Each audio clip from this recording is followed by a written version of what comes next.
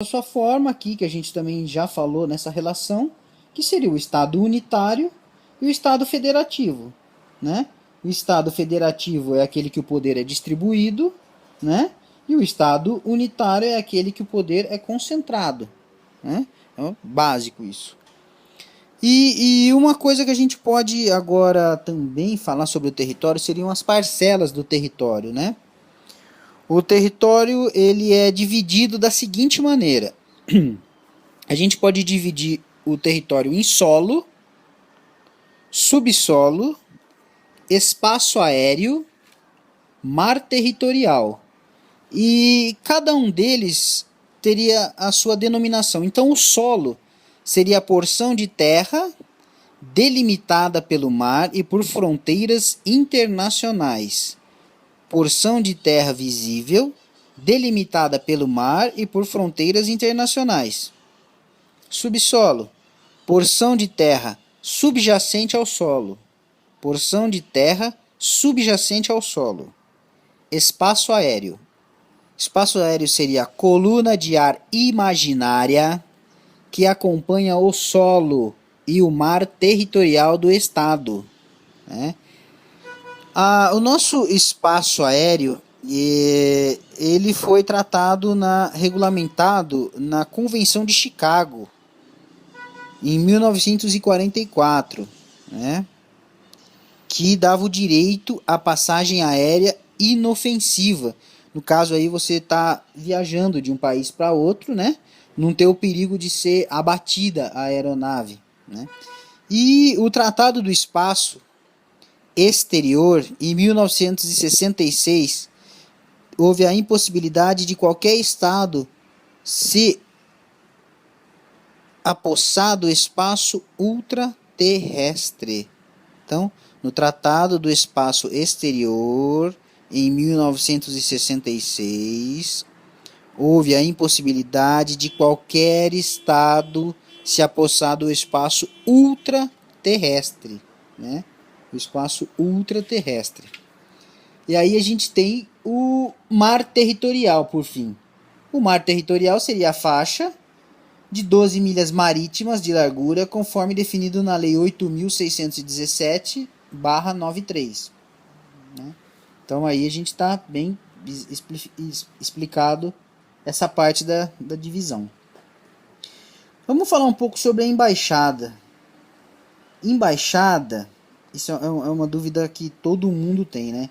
Embaixada e consulado em território estrangeiro não são considerados como território do estado da bandeira pertencente. Então, ó, não é território, não é embaixada e consulado em território estrangeiro, não é considerado território do estado. É apenas uma concessão mútua formalizada por meio de tratados internacionais, entendeu? Que dá essa possibilidade. Então, no artigo 22 da Convenção de Viena de 1961, os países signatários que assinaram se comprometem a não praticar atos constritivos de direitos, como no caso prisões, busca e apreensão de documentos, no âmbito físico das embaixadas estrangeiras, entendeu? Então, não pode praticar atos constritivos de direito no âmbito físico da embaixada estrangeira, mas a base física da representação diplomática estrangeira em solo nacional não são território do Estado estrangeiro. Então tem que ficar bem claro que não faz parte. Um exemplo básico é o seguinte: se está havendo uma reforma numa embaixada da Argentina no Brasil e eles atendem no endereço X, mas por conta dessa manutenção que estão fazendo, eles estão atendendo no endereço Y. Então quer dizer que o endereço X e Y são pertencentes? Não. Isso é impossível, não existe isso, né? Vamos pegar aqui um conceito de soberania. Soberania é o poder político supremo, independente que dá ao Estado. Então, é o poder político supremo e independente, que dá ao Estado a capacidade de criar e aplicar seu próprio ordenamento jurídico. Então, vamos lá. Soberania é o poder político supremo e independente que dá ao Estado a capacidade de criar e aplicar seu próprio ordenamento jurídico e estabelecer os órgãos de seu governo, visando atingir as finalidades do Estado. O poder supremo é o que rege. Então, o poder supremo é a ordem interna, não a poder comparável, né? E o poder independente é a ordem externa. Seria não existe o país soberano a outro, né? Vamos vir aqui para o poder constituinte. Soberania e poder constituinte seria, na verdade. Porque o poder constituinte. Isso está muito ligado, isso que eu disse, entre soberania e poder constituinte, porque é o que organiza o Estado, né? O poder constituinte é o que organiza. Ordenamento jurídico. Seria o conjunto de normas constitutivas que dão estrutura ao Estado. Ordenamento jurídico. Conjunto de normas constitutivas que dão estrutura ao Estado e comportamentais, as quais disciplinam suas relações sociais e são dotadas de sanção para seu efeito, cumprimento e manutenção da ordem. Então a gente tem as normas estruturais e as normas comportamentais. E governo? Como é que a gente pode definir o governo?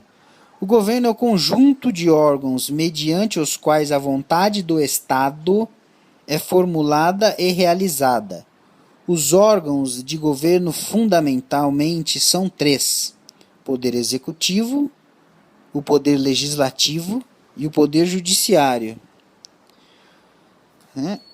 Eu falei para vocês a respeito do poder constituinte, né, no caso da soberania, que eu falei que é que o poder soberano, para elaborar a Constituição, organiza o Estado, diz qual norma faz parte do ordenamento jurídico.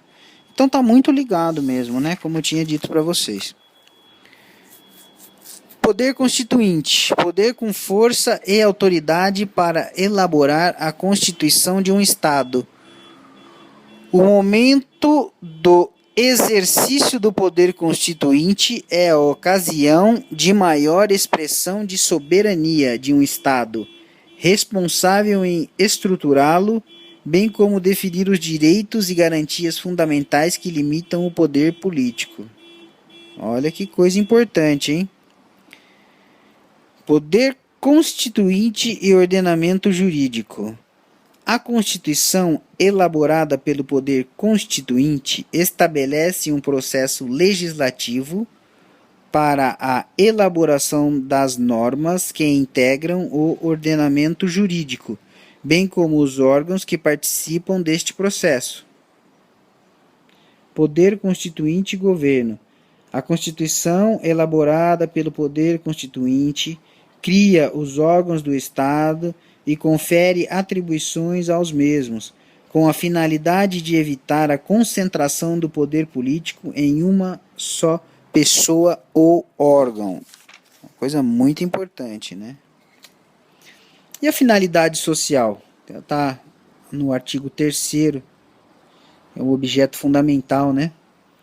O Estado, como sociedade política, tem um fim geral, constituindo-se em meio para que os indivíduos e as demais sociedades possam atingir seus respectivos fins particulares.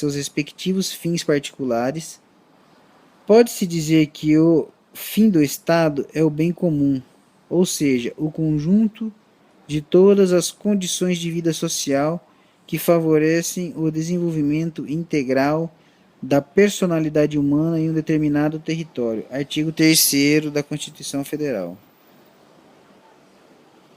O termo Constituição é um termo essencialmente jurídico. Não é um termo essencialmente jurídico. É usado na linguagem comum, significando estrutura, organização e composição. Então, o conceito de Constituição para o direito. Documento básico do Estado que estrutura seus elementos característicos, quais sejam povo, cidadania, território, soberania e finalidade social, que a gente já estudou lá atrás. Constituição em sentido sociológico ou sentido material. O grande nome desta corrente é Ferdinand Lassalle. Sua obra, Essência da Constituição. Para este autor, a Constituição não é uma folha de papel, mas o conjunto de forças políticas, econômicas e ideológicas. Então, resumindo, Constituição em sentido sociológico seriam as forças vivas, ponto real de poder, forças políticas e ideológicas. Fatos reais do poder, o mundo do ser. Tem início no século XIX. Constituição em sentido político ou sentido substancial. O grande nome desta corrente é Carl Schmitt e sua obra Teoria da Constituição. Para este autor, a Constituição é determinada pelo conteúdo da norma, substância, podendo ser assim considerado todas as normas que tratam de estrutura fundamental do Estado para ele como magnitude. Então, no caso aqui dessa Constituição em sentido político, para o Carl Schmitt, o que serve seria parte dessa nossa Constituição. Por que parte? Porque para ele é a parte que tem a importância para a estrutura do Estado, né? Separação do poder, forma de Estado, forma de governo, tudo relacionado à magnitude política, né? E tem início no século XX. E a Constituição em sentido jurídico ou sentido formal? Que é que a gente estudou já e a gente conhece bem, que tem aquela pirâmide famosa de Kelsen, né? Seria Hans Kelsen. Então, a Teoria Geral do Direito do Estado, que é a grande obra dele. E para esse autor, a Constituição é um conjunto de normas que se diferenciam das demais normas do ordenamento jurídico, chamadas de infraconstitucionais, em razão de serem produzidas por um processo legislativo diferenciado e de se encontrarem em um plano hierarquicamente superior das demais normas. Então seria a Constituição Federal no topo da pirâmide, abaixo da Constituição Federal as normas infraconstitucionais. Então são dois elementos que são imprescindíveis nessa corrente, que seria o processo legislativo específico, e a gente tem isso, e a superioridade hierárquica, e a gente tem também isso na nossa Constituição. Então, parece ser a mais adequada. Kelsen faz uma distinção entre as normas materialmente constitucionais e normas formalmente constitucionais.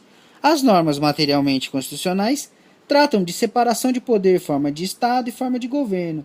Já a norma formalmente constitucional, embora não tenha conteúdo de Constituição, está na Constituição. Seria, no caso, o casamento civil, coisas que constam na nossa Constituição, mas ela não tem um caráter, né, a finalidade social e estrutural governamental. Né? Seria isso. Tá? Obrigado e até logo.